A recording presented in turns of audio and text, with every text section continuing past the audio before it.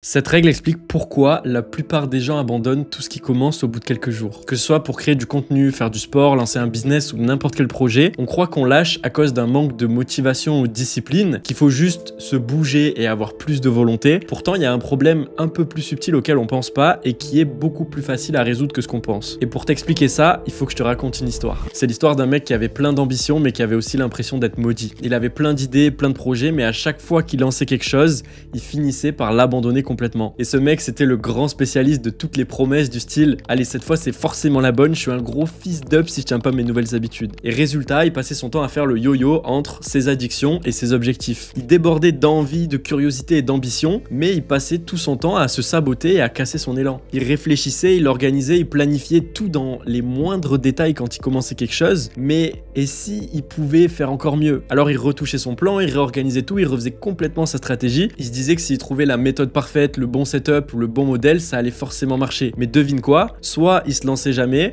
soit il se lançait que pendant 3 jours et très vite il se comparait, il se jugeait, il se disait que c'était pas assez bien. Alors il abandonnait et il repartait dans un nouveau projet, une nouvelle idée, un nouveau plan, parce que le problème c'était sûrement ce projet-là. Et ce mec, tu l'auras peut-être deviné, c'était moi.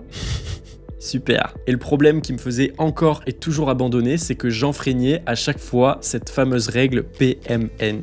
En vrai, cette règle, c'est surtout un acronyme marketing pour dire plus, mieux, nouveau. Quand tu te lances dans un projet, que ce soit YouTube, le sport, le business ou juste une nouvelle habitude, t'as souvent envie de faire les choses parfaitement dès le début. Mais ce qu'on a tendance à oublier, c'est que la perfection, elle vient jamais en premier. Il y a un ordre naturel pour progresser. Et à chaque fois que tu le respectes pas, tu risques d'abandonner encore et encore. Et cet ordre, c'est d'abord faire plus, ensuite faire mieux, et enfin faire nouveau. En gros, cette règle a défini les étapes générales par lesquelles on doit forcément passer quand on commence une nouvelle chose. Et la première étape, c'est faire plus. On doit accumuler des répétitions, on doit cumuler suffisamment de volume pour comprendre précisément le game dans lequel on est en train de jouer. Si on veut jouer du piano, on doit jouer un maximum du piano. Si on veut faire des vidéos, on doit essayer de faire un max de vidéos. Si on veut faire du sport, on doit essayer de faire un maximum de séances de sport. Et en faisant ça, non seulement on va devenir meilleur automatiquement parce qu'on va se corriger nous-mêmes au fil du processus, mais surtout on va prendre l'habitude et on va commencer à prendre de l'élan. On va apprendre le jeu dans lequel on vient d'entrer et commencer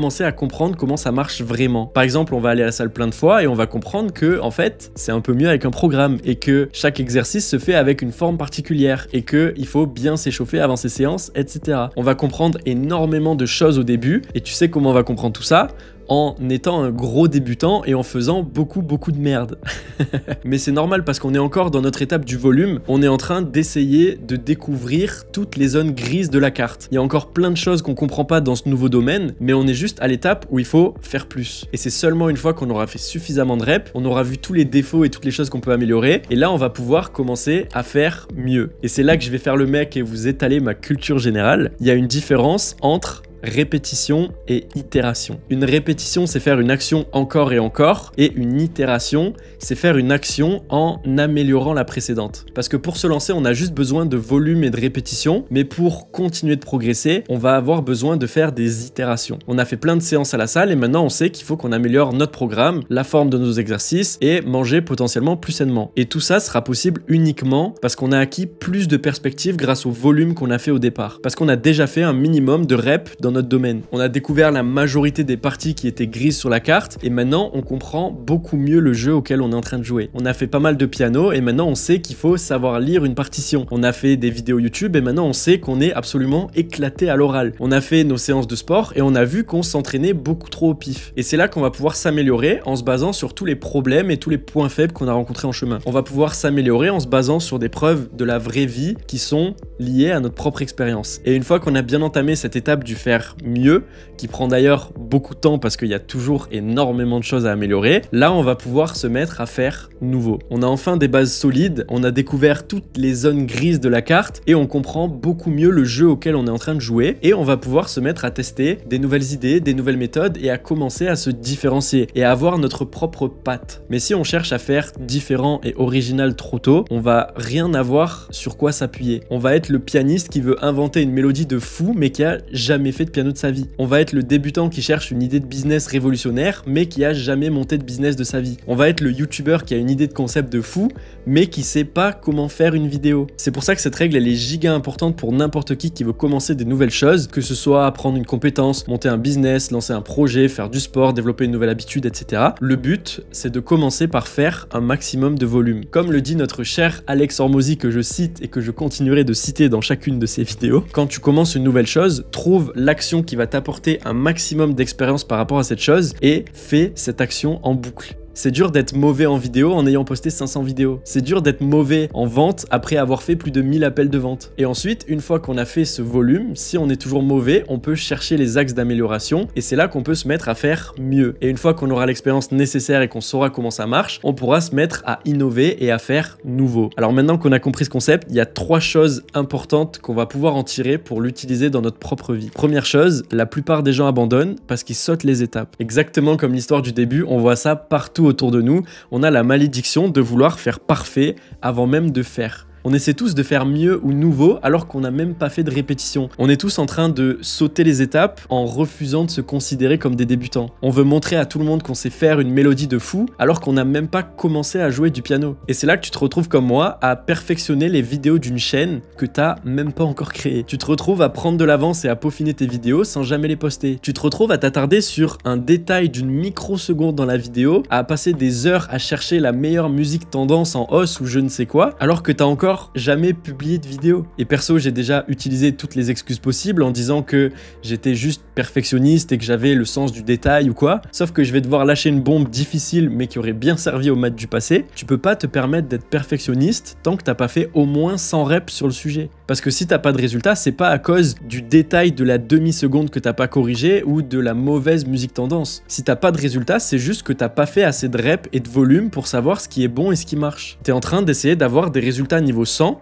à partir d'un personnage qui a des compétences niveau 1. Et tu peux utiliser tout le perfectionnisme au monde dans tes compétences niveau 1, ça suffira pas à atteindre un résultat niveau 100 de quelqu'un qui fait ça depuis 10 ans. Et pour ça, techniquement, c'est simple, il faut juste agir, faire du volume et passer ses compétences niveau 100. Et une fois que tu es niveau 100, c'est là que tu auras assez de perspective pour t'attarder sur les micro-détails et sur la nouveauté. Mais tant que c'est pas le cas, on est le genre de personne en train d'essayer de faire un plat gastronomique alors qu'on sait même pas faire cuire des pâtes. Et ça peut que mener au découragement, au stress et à l'abandon au bout de quelques jours. Et ça mène à une deuxième chose importante. Si jamais t'aimes ce genre de vidéo, pense à cliquer sur le bouton t'abonner et à liker la vidéo. Je sais qu'on te le rabâche H24 et que c'est lassant à force, mais c'est le meilleur moyen gratuit de soutenir quelqu'un. Alors merci beaucoup à tous ceux qui prennent le temps de le faire. Donc la deuxième chose importante à savoir, c'est que tous les gens que t'admires sont passés par une période de volume. Mon artiste préféré, c'est Nekfeu. Pour moi, c'est le god du rap, j'aime trop son parcours, son style et tout, bref. Aujourd'hui, il sort un album tous les 5 ans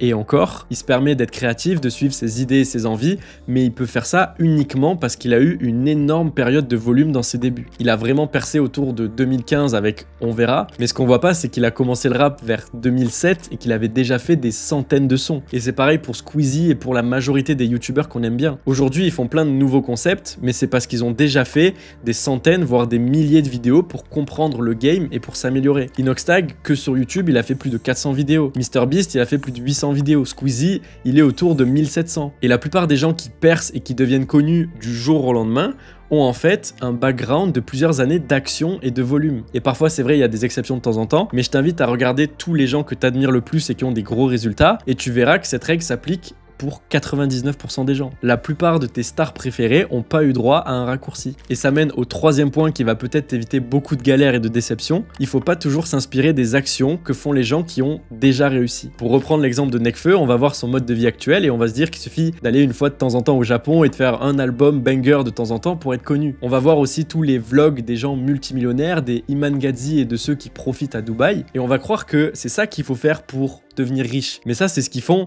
maintenant qu'ils sont riches. C'est pas ce qu'ils ont fait pour devenir riches. Et il y a énormément d'entrepreneurs qui vont se donner et faire des millions et ensuite te dire qu'il n'y a pas besoin de travailler dur. Ils vont montrer leur routine en 12 étapes avec du yoga, des restaurants, du sauna, du sport, de la méditation, je sais pas quoi. Ils vont te dire arrêtez de travailler dur, travaillez plutôt peu mais intelligemment. Mais eux, ils ont déjà fait les reps et maintenant, ils ont plus qu'à prendre quelques décisions importantes chaque jour. Et c'est la différence cruciale entre le concept américain de l'opérateur et celui du CEO. En gros, l'opérateur, c'est celui qui s'occupe tout seul de l'entièreté de son projet. projet.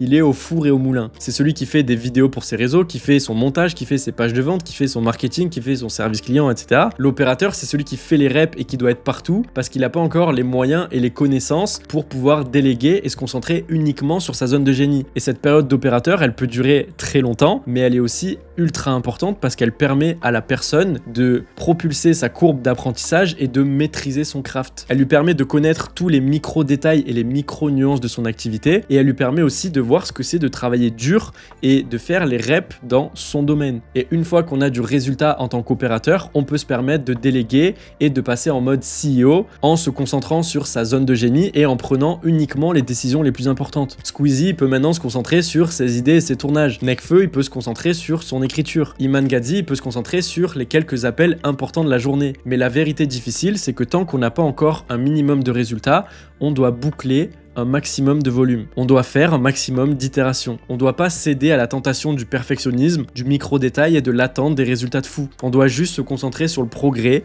et l'expérience qu'on prend dans le processus. Si tu savais que tu allais réussir à ta 100e itération, à quelle vitesse est-ce que tu les ferais ? J'ai quelques ressources gratuites pour toi si tu veux aller plus loin, notamment un guide dans lequel je partage les étapes pour fixer des objectifs et les atteindre, et aussi une communauté gratuite où tu peux connecter avec des gens déter comme toi. Je te mets le lien dans la description. Merci pour ton temps, merci pour ce point de soleil qui est pile poil orienté dans la direction du coin de mon volet pour aller pile sur ma gueule, c'est génial. Et si jamais tu veux continuer d'apprendre des choses cool, je te mets la dernière vidéo ici. C'est parti.